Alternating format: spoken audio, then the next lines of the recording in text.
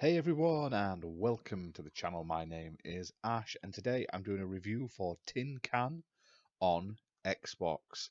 Now, this was released on the 27th of April 2023, developed by Tin Can Studio and published by klabater, who were kind enough to send us a copy for this review, so massive thanks to them for that.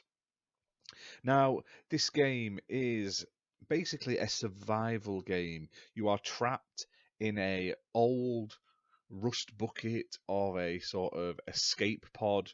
The spaceship you've been on has its reactor go critical in the middle of your journey, and basically you escape in this little pod. However, um, it wasn't the wisest of choices because the pod you're in is basically knackered, is probably the best way to put it.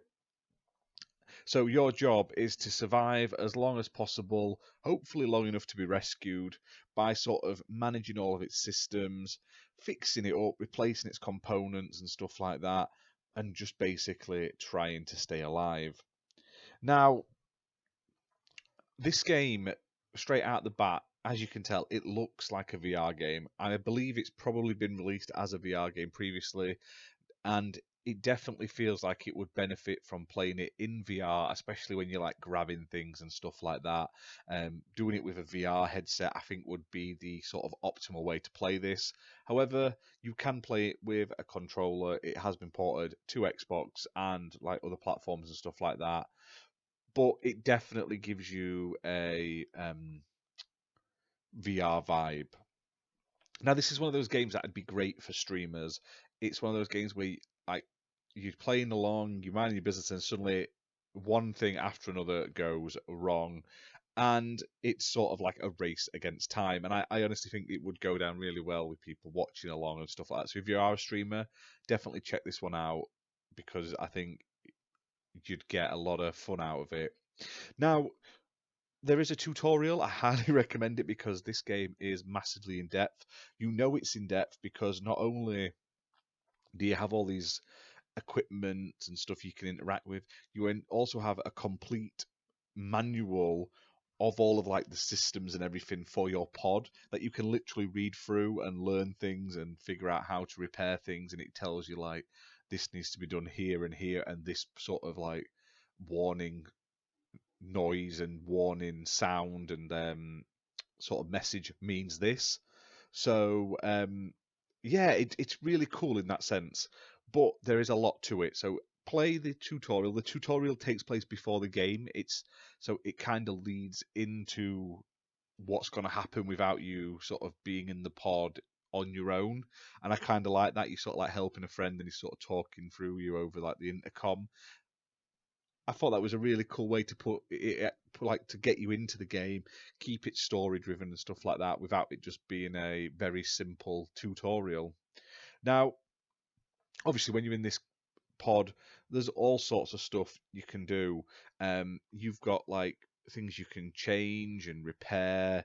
You can scrap things and stuff like that.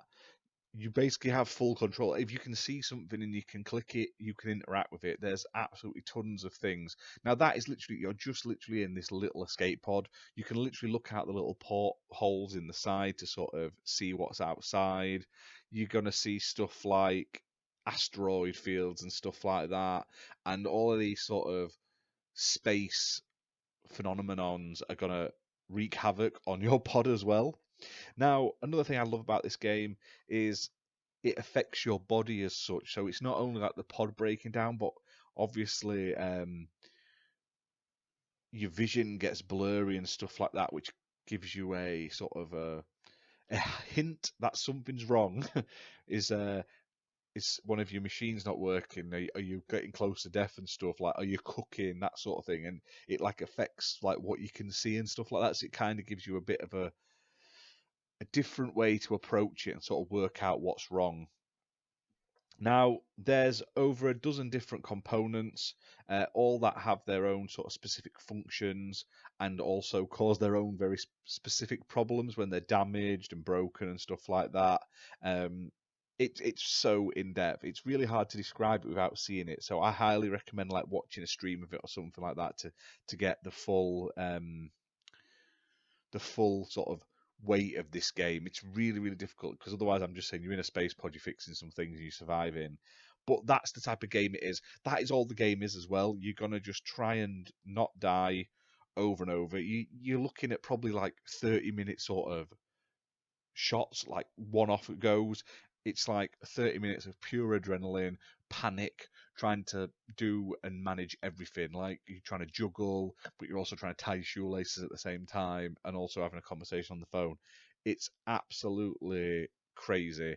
And honestly, the manual itself is really helpful, but obviously there's so much to it and it's not the best laid out. I feel like you're going to end up spending a few runs trying to, like a few attempts reading through it, trying to figure things out before you eventually master it and you get used to everything and stuff like that, and you're able to survive for much longer periods of time. Now, it did take me quite a bit to get into. Um, it takes a lot of, like I say, the tutorials are a must. I struggled with some of the tutorials just trying to get my head around it, but once I got into it, it was really fun. Um, there is a lot to it.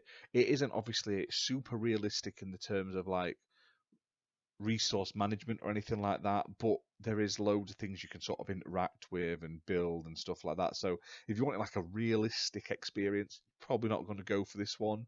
But in terms of sort of like experience and environment and stuff like that, this one is pretty awesome.